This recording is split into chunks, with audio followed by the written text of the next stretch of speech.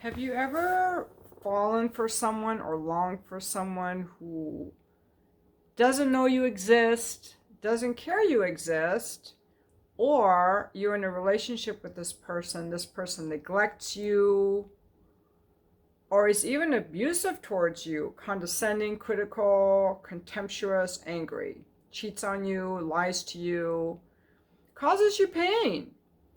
Any kind of situation where I want this person, but this person isn't available at all or isn't loving at all. I call it a trauma bond. But the world is full of these trauma bonds or these painful love relationships. I mean, just go back to Romeo and Juliet. Go back to a lot of the love stories and the love songs, my achy breaky heart and this and that. I really want to crack the code on these painful attachments.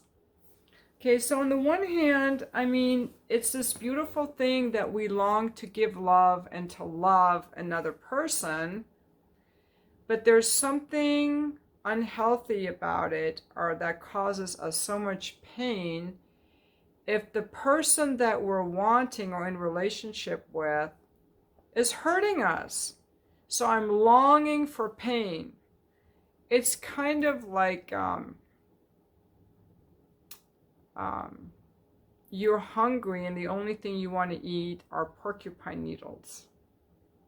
Like they hurt. They poke holes in your tongue, but you're craving porcupine needles. Like, what the fuck is this all about? I've been coaching people recently around this area and thinking about it more, about the trauma bonds, and like exploring different ideas and theories. And I think a lot of it has to do with the fact that our attachment to people doesn't come from the rational thinking part of our brain. It comes from this emotional limbic part of our brain. And there could be, as my theory, could come from a place of reactivity.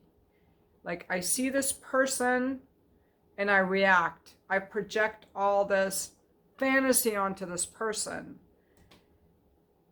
And I'm coming from this emotional space without using my rational mind at all and thinking about, is this person even treating me well? Is this person someone I could be friends with? Do we have anything in common? Do we have similar values? Is this a person I want to give time to? Because I think sometimes a reactivity is so quick. It's like, someone cuts you off on the freeway and you get angry. Or, you see this hot guy and you think he's so perfect. That's reactivity. Real love and real friendship takes time. So I think what's really helpful when people have like these sudden urges, and sometimes I get guys that feel that way about me. They think they want to date me, or they think that it would be so fun to date me. It would not be fun to date me for a lot of you guys. You have a fantasy in your mind. I have a lot of requirements. First of all, you'd have to live in San Diego, for one thing, and you don't. So you're in a fantasy world. And I'm very demanding. I have high standards and expectations of people, how men treat me, especially in bed. You gotta blow my socks off.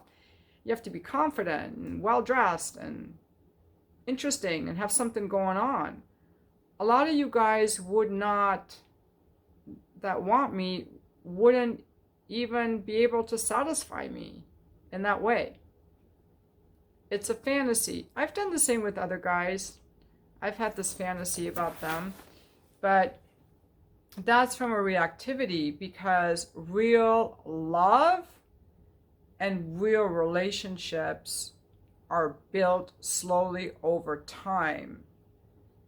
They're not a projection of someone you don't even know. It's a reactivity. The reason you can tell if it's a reactivity versus a friendship is in these kind of trauma bonded reactivity relationships, I think certain feelings come up that don't come up in friendship. Because I have dated men that were solid, where I feel secure, I feel comfortable, I feel safe. But in these guys that are the reactivity trauma bond types, I feel anxious. I feel insecure. I feel this longing that's unmet. There are these very unhealthy feelings that go with it.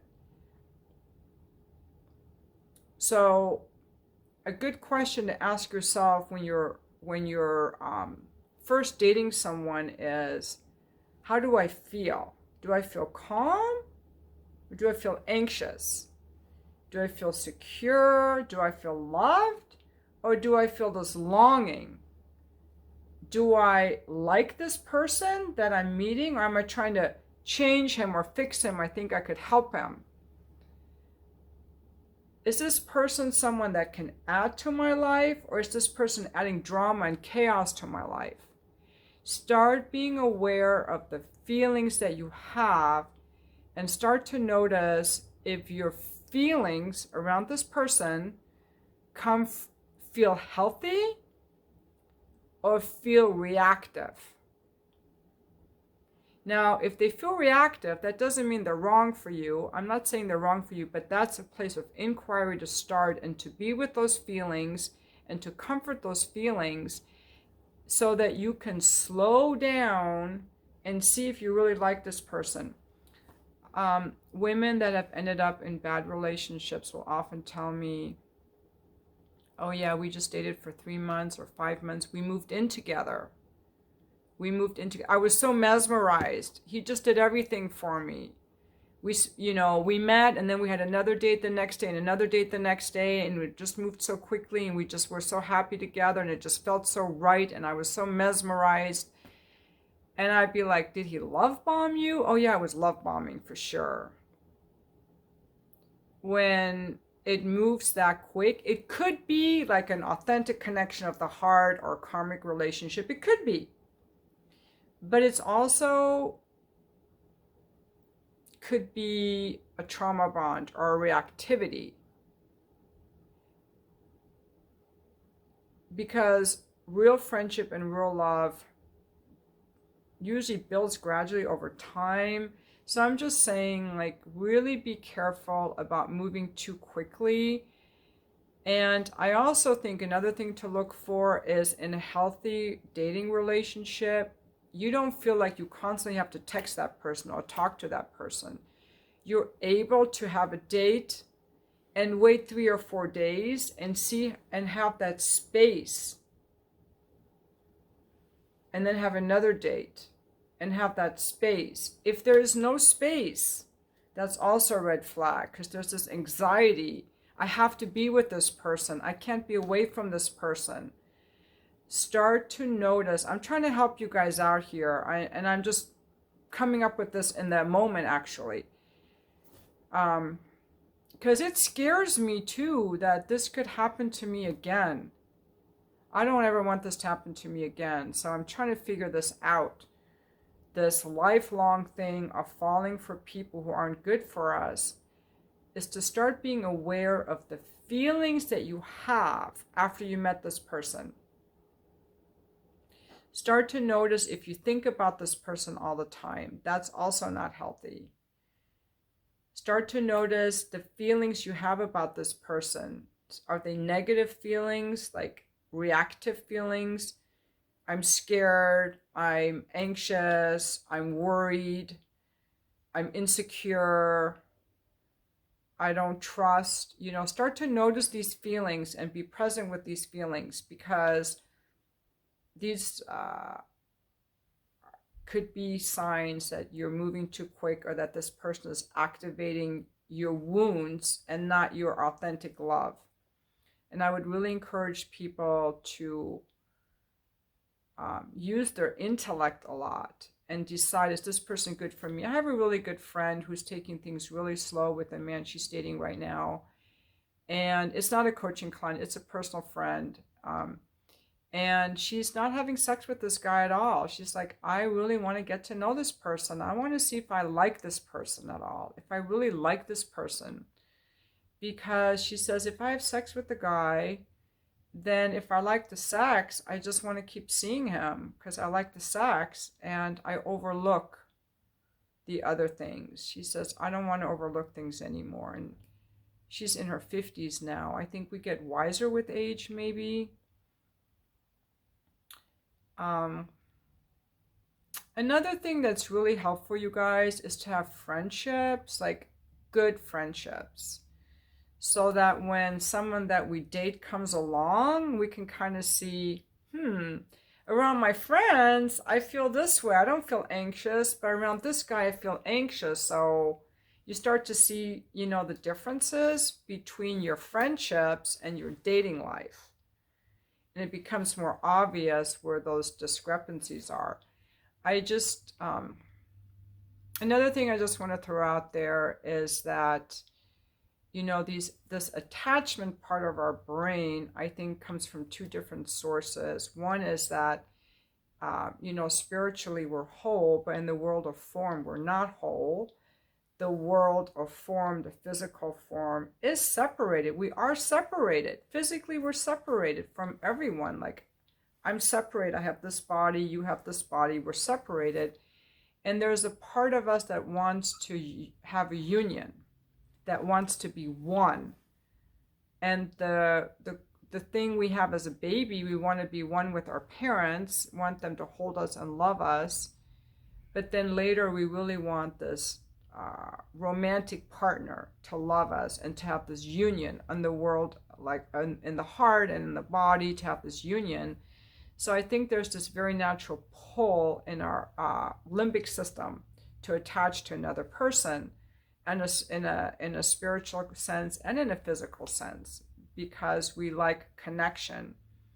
But I think we have to be really careful who we connect with and to use our intellect and not let our emotions run amok, because often our emotions can be causing us to make choices based on our wounds. So I think a good thing to do when you're dating is to take things slow. Notice when you feel like you have to take things fast. That's, just catch yourself, take things slow, and see if this person is adding to your life and making it better or taking away from your life. And then ultimately is to keep comforting yourself and soothing yourself, because a lot of these love relationships can trigger a lot of reactivity. Like, I need this person. I have to have this person move in right now. I have to marry this person right now. I need this person. I'm so sure I need this person. And that often comes from a wound, not from this is real love. It comes from a wound. That's what I think. I really would love you guys to leave your comments and tell me what you think, because this is like an age-old human dilemma. And I think we have to break the cycle of people who want to give their love to someone who's just going to hurt them.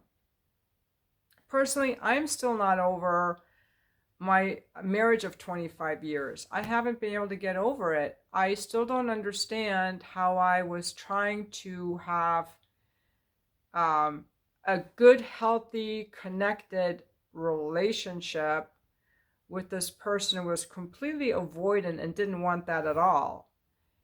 I have much better sex with my escort clients. I want to say that. I want to throw that out there. My ex-husband was very neglectful of me in bed. And I allowed it. Like, why did I allow it? But I'm also mad at him for being that way with me. I'm also mad at him for being that way with me. But I wanted him. So I make videos about whatever it is that I'm struggling with right now. And what I really want to figure out is this whole thing about wanting someone who doesn't treat me well. That hasn't happened in a while, but it could happen again. I don't know. I could get triggered by someone and be like, oh my God, this guy is so great. And then he blows me off or something. So I think these things cause people a lot of pain. Right now I'm reading this really good book called The Modern Breakup Book, which is written for women in their 20s. It really is a modern story. It's about these young women, has a lot of social media stuff on it, but also some really good quotes. Like,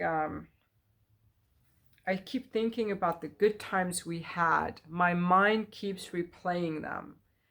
They write about all the stuff that I've done, that I've written about in my books, that I was so frustrated with myself, but it's just a human journey.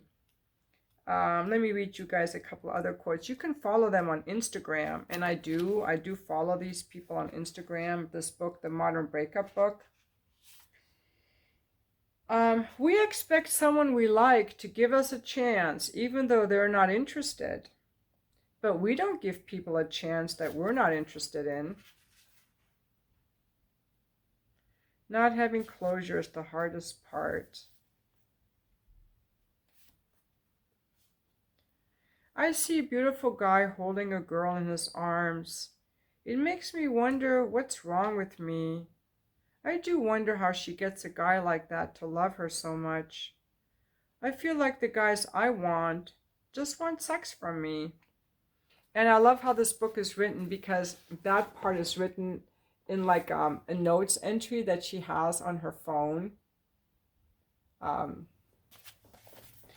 then the story is told from the view of herself, her best friend, her mother. Here's one. Fuck you for ignoring me.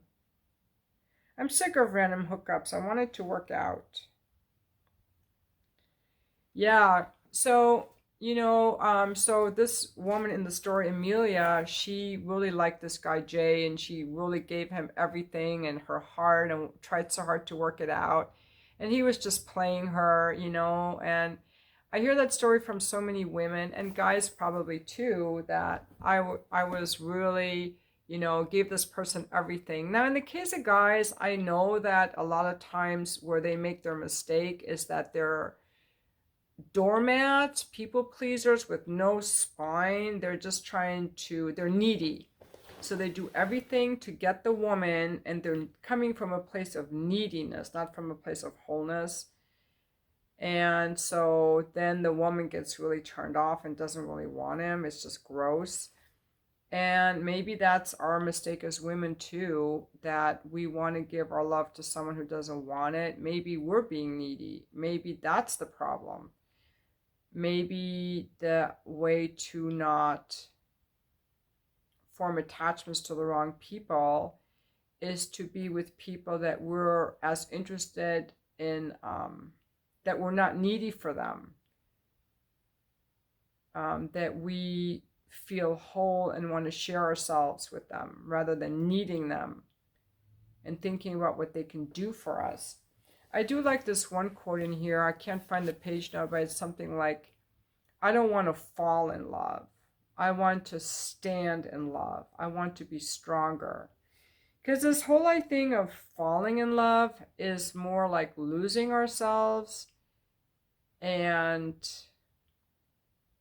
why do we have to abandon ourselves to be in a relationship? Maybe that's another thing to look for, like,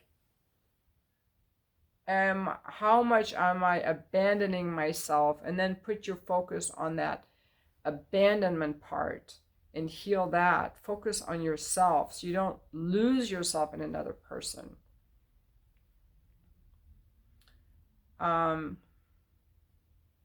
Yeah, I think that's really good. Also, another thing, is to be sure that we go to the guy's house, ladies. I think we have to not just hook up with guys at random. I think we have to have been to their house and see that they really, I haven't been to that many guys' houses. Since my divorce, I've been to very few guys' houses. I don't date. I don't hook up anymore. When I was hooking up, they always came here because I was mainly fucking young guys and they don't have their own place. But I need to raise my standards more. Even that guy in October, I would have fucked him over here because I thought he was hot. You know, I'm not some perfect person. I'm still working through this stuff. I know men watch my videos. I don't mind telling women this, but I'm embarrassed to let men know this. You know, that was willing to fuck a guy on the second date here, even though I'd never been to his place. Because I like good sex and I was horny and I thought he was hot.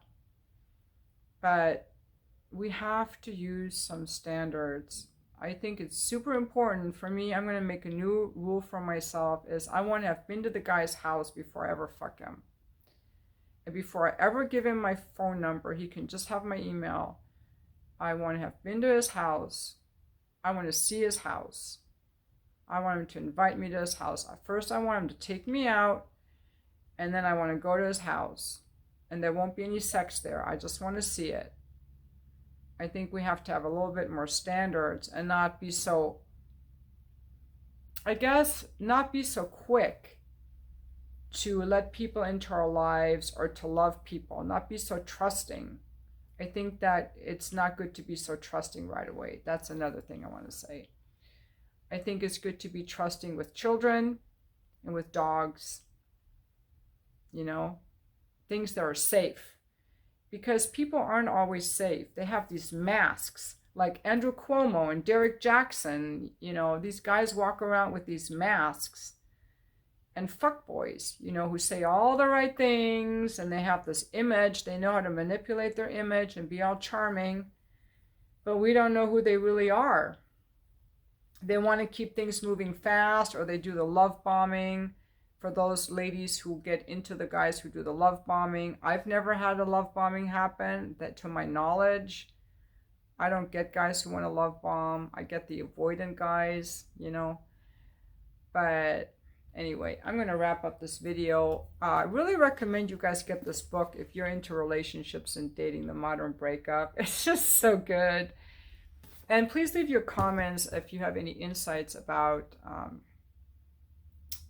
this whole thing of how to avoid falling, because that's an emotional thing, for someone who's going to end up hurting you, controlling you, abusing you, or neglecting you, avoiding you.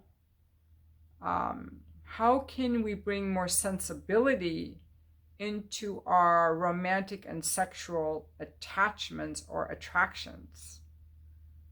That's what I really want to figure out. Let's do it. Please help me out and leave your comments. And thank you for watching my video.